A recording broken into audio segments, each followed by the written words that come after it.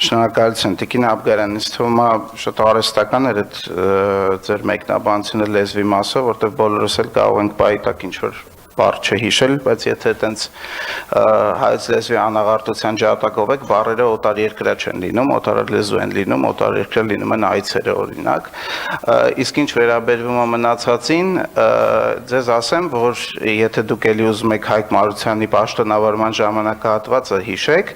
ասեմ, որ Հայկ Մարությանի պաշտոնավարման ժամանակահատվածում այդ ձեր հարցումը կոնկրետ տեսախցիկի մասով առասարակ անիմաստ կլիներ, որտեղ իր ժամանակ այդ տեսախցիկները կային, բայց դրանց հասանելիություն ապահովված չէր եւ ոչ մի բան չէր տեսա